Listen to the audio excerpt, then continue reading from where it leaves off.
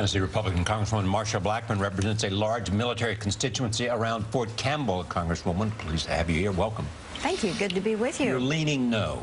You're correct. What could change your mind?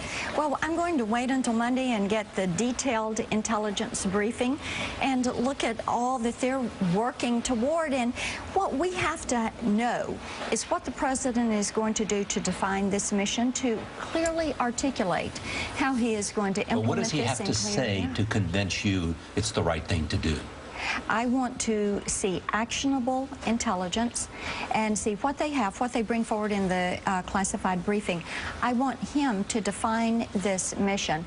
And then my question to him is, how is he going to backfill all of the cuts that have been made to our military forces over the past 3 or 4 years? We're looking at $1 trillion worth of cuts that are coming to the military. They basically had a round of sequestration before they took the 5% cut in sequestration.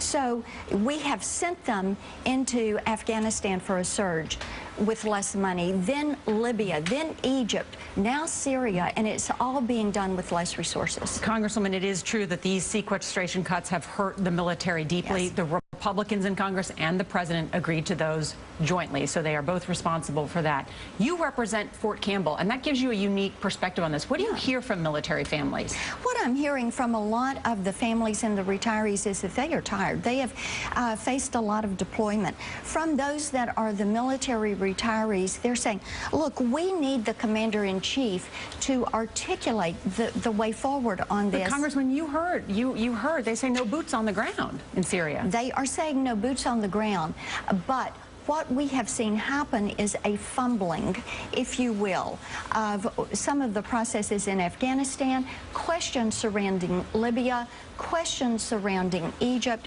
and people are saying we should be incredibly cautious about what we're going to do as we look at Syria. Let's please be certain that the president is able to articulate what and how and when and exit.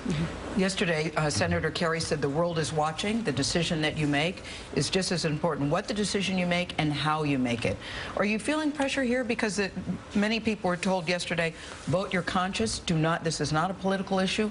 Vote your conscience. Can you really put politics aside when it seems to be so deeply divided in Congress? Well, you know, I think that everyone agrees that of the immorality of Assad's actions and the gassing of his people. There are just, and I think at the end of the day, Gail, what people are going to do is look at this and say, what is in the best interest of the United States? For my constituents, they're concerned about additional deployments and lack of definition in a mission.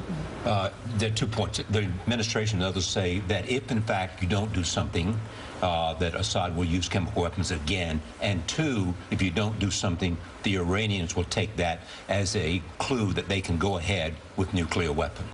And to those, what if Assad does it again and again and again, then what is the response? And then you're correct, Charlie, the considerations of Iran and Russia and the entire region, the instability of the entire region. And I think this is why there was an urging as far as 2 years back to do something about the situation in Syria that has gotten worse. You can go back and look at what transpired in Iraq when they were saying these weapons are being moved to Syria. The WMD is being moved to Syria. And indeed, there are individuals who are saying, let's look at the pedigree, see if we can figure out where this gas is from and where it ties back to. So there are loads of questions to be answered. House members are going to do our due diligence and do it carefully. Congresswoman Marsha Blackburn, good to see you. Thank you. Good to see you. Thank you.